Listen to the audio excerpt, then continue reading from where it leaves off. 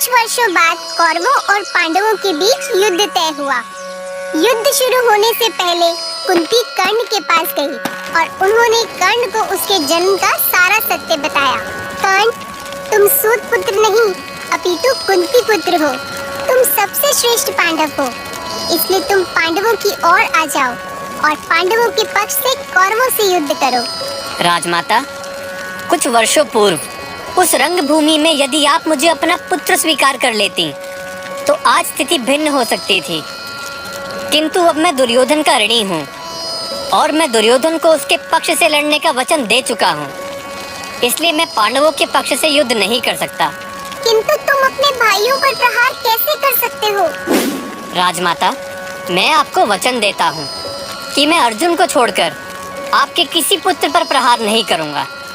जिस प्रकार आज तक आपके 5 पुत्र थे, उसी प्रकार युद्ध के पश्चात भी आपके 5 पुत्र ही रहेंगे। मेरा बस आपसे एक निवेदन है कि आप मेरे जन्म की बात गुप्त ही रखें। कुंती कर्ण का ये निवेदन मान गई। दूसरी तरफ जब इंद्र को ज्ञात हुआ कि जब तक कर्ण के पास उसका कवच और कुंडल है वह अपराजय है, तो वह एक भिक्षु का भेष लेकर कर्ण के पास गए और बोले, कर्ण, मैंने तुम्हारी दानवीरता के बारे में बहुत सुना है, पर मैं कैसे मान लूं कि ये सत्य है? भिक्षु महाराज, आप आज्ञा कीजिए, मैं आपको क्या दे सकता हूँ? यदि ऐसा है तो अंगराज, आप मुझे अपने कवच और कुंडल दान में दे दीजिए। ये सुनते ही कर्ण ने एक चाकू से बचपन से अपने शरीर से चिपके कवच और कुंडल को अलग कर भिक्षु को दे दिया। ये देखकर देवराज इंद्र अपने असली रूप में आए और कर्ण से बोले, कर्ण, मैं तुम्हारी दानवीरता से बहुत प्रभावित हूँ, इसलिए मैं तुम्हें अपना शक्तिशाली अस्त्र वाष्पी शक्ति प्रदान करता हूँ, किंतु याद रहे इस अस्त्र का उपयोग केवल एक बार ही हो सकता है। एक बार उपयोग होने पर ये शक्ति वापस मेरे पास लौट आएगी। ये कहकर इंद्र अदृश्य हो गए, किंतु कर्ण की परीक्षा अभी खत्म नहीं हुई थी। युद्ध से कुछ दिन पूर्व कौरवों के प्रधान सेनापति भीष्म पितामह ने दुर्योधन से साफ-साफ कहा, सूतपुत्र कर्ण मेरे नेतृत्व में युद्ध में भाग नहीं ले सकता। इस तरह एक बार फिर कर्ण को सूतपुत्र होने के कारण अपमान सहना पड़ा। आखिरकार सेनापति भीष्म के घायल होने पर युद्ध के 11वें दिन कर्ण ने युद्ध में भाग लिया। पहले दिन से ही कर्ण ने पांडवों के खेमे में हाहाकार मचा दिया। दुर्योधन अपने मित्र कर्ण के युद्ध कौशल को देखकर बहुत खुश था। मेरा मित्र कर्ण अकेला ही पांडव सेना से युद्ध के लिए पर्याप्त है।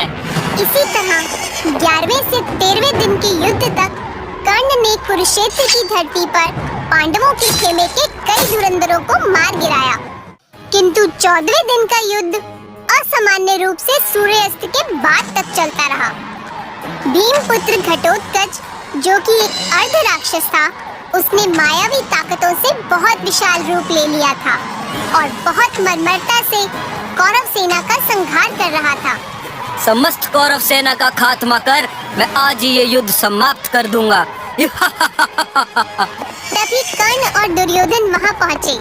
उन दोनों ने बहुत वीरता से घटोत्कच से युद्ध किया, लेकिन वो उसे रोक नहीं पाए।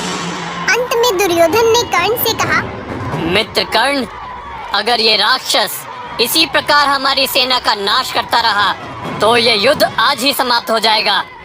तुम इस राक्षस पर इंद्र द्वारा दी गई वाष्पी शक्ति का उपयोग करो। दुर्योधन के ऐसा कहने पर कर्ण ने बाण धनुष पर चढ़ाकर वाष्पी शक्ति मंत्र पढ़ा और उसे घटोत्कच पर छोड़ दिया। शक्ति लगते ही घटोत्कच की मृत्यु हो गई और कर्ण की दिव्य वाष्पी शक्ति वापस इंद्र के पास लौट गई। आखिरकार 17वें दिन कर्ण और अर्जुन का आमना सामना हुआ। अर्जुन, आज तुम्हारा सामना कर्ण से है। आज तुम्हें ज्ञात होगा कि विश्व का सर्वश्रेष्ठ धनुर्धर तुम नहीं, मैं हूँ। कर्ण, मुझे सारी दुनिया सर्वश्रेष्ठ धनुर्धर मानती है और आज मैं तुम्हें युद्ध में हराकर ये साबित कर दूंगा कि सर्वश्रेष्ठ धनुर्धर मैं ही हूँ। ऐसा कहकर अर्जुन ने गांडीव उठाया। कर्ण ने विश्वकर्मा द्वारा निर्मित विजय धनुष अपने हाथ में लिया और दोनों में घमासान युद्ध आरंभ हो गया। दोनों एक दूसरे पर दैवीय अस्त्रों का उपयोग करने लगे। तभी अर्जुन का एक बाण कर्ण के रथ को जा लगा और उसका रथ कई गज पीछे खिसक गया। इससे क्रोधित होकर कर्ण ने अर्जुन के रथ पर एक बाण चलाया, जिससे अर्जुन का रथ सिर्फ एक हथेली ही पीछे खिसका। ये देखकर श्री कृष्ण के मुंह से निकल गया, वाह, अति उत्तम वीर कर्ण। ये आप क्या कह रहे हैं श्री कृष्ण? मैंने अपने बाण से कर्ण का रथ कई गज पीछे खिसकाया और कर्ण के बाण से मेरा रथ सिर्फ एक हथेली ही पीछे खिसका, फिर भी आप कर्ण की प्रशंसा कर रहे हैं। अर्जुन, कर्ण के रथ पर केवल कर्ण और उसका सारथी है, किंतु तुम्हारे रथ पर स्वयं मैं और महाबली हनुमान विराजमान है। फिर भी कर्ण ने तुम्हारा रथ पीछे खिसका दिया। इसी कारण मैं कर्ण की प्रशंसा कर रहा था। इसके बाद एक बार फिर कर्ण और अर्जुन के बीच युद्ध शुरू हुआ। दोनों अपने अपने दैवीय अस्त्रों के ज्ञान का पूर्ण उपयोग कर रहे थे। ऐसे ही काफी देर तक युद्ध चलता रहा। तभी अचानक कर्ण के रथ का पहिया धरती में धंस गया। कर्ण ने अर्जुन से कहा, अर्जुन, मेरे रथ का पहिया धरती में धंस गया है और मैं उसे निकालने के लिए रथ से उतर रहा हूँ। इसलिए युद्ध के नियमों का पालन करते हुए तुम कुछ क्षणों के लिए अपने बाणों को विश्राम दो। ऐसा कहकर कर्ण रथ से उतरा और धरती में धंसे पहिए को निकालने लगा। तभी श्री कृष्ण ने अर्जुन से कहा, रुक क्यों गए अर्जुन? गांडीव उठाओ और कर्ण का वध करो। किंतु श्री कृष्ण, कर्ण निहत्था है और एक निहत्थे पर वार करना युद्ध के नियमों के विरुद्ध है। अर्जुन, याद करो, जब कर्ण ने कौरवों के साथ मिलकर तुम्हारे पुत्र अभिमन्यु का वध किया था, वो भी युद्ध के नियमों के विरुद्ध था। याद करो, कौरवों द्वारा किए अत्याचार और द्रौपदी का अपमान। कर्ण ने उन सब में अपने मित्र दुर्योधन का साथ दिया था। इसलिए धर्म अधर्म छोड़ो, अभी कर्ण असहाय है।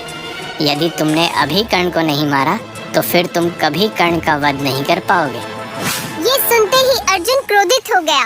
उसने गांडीव उठाया और एक दिव्य मंत्र पढ़कर बाण कर्ण की ओर छोड़ दिया। कर्ण ने ये देखा तो उसने तुरंत विजय धनुष उठाया, किंतु जैसे ही वो अर्जुन का अस्त्र काटने के लिए मंत्र पढ़ने लगा, वो गुरु परशुराम के दिए श्राप के कारण अपनी सारी विद्या भूल गया और अर्जुन के द्वारा छोड़े अस्त्र ने कर्ण का सिर धड़ से अलग कर उसका वध कर दिया।